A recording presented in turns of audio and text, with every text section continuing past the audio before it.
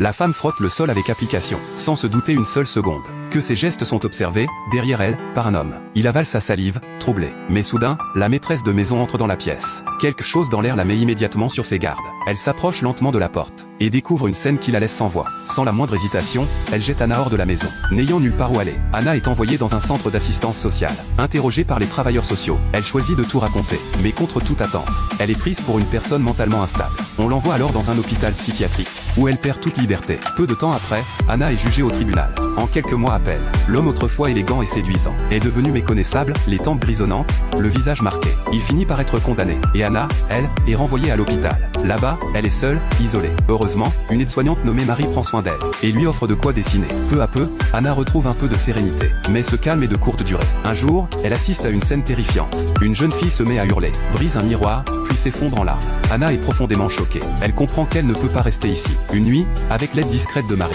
elle s'enfuit de l'hôpital, se cachant à l'arrière d'un camion. Bousculée, secouée, mais déterminée à fuir. Depuis ce jour, elle se réfugie chez Marie. Elle n'a pas le droit de sortir, pas même de s'approcher d'une fenêtre. Cette vie étouffante finit par lui peser. Un après-midi d'été, alors que Marie est partie travailler, Anna saisit l'occasion et s'enfuit à nouveau. Elle erre de ville en ville, sautant dans les camions au hasard chaque jour, jusqu'à ce qu'un petit village paisible devienne enfin son point de chute. Elle y trouve un poste de serveuse dans un restaurant. C'est là qu'elle fait la connaissance d'un garçon aux cheveux longs, style hip-hop. Sa liberté, sa désinvolture l'envoûte.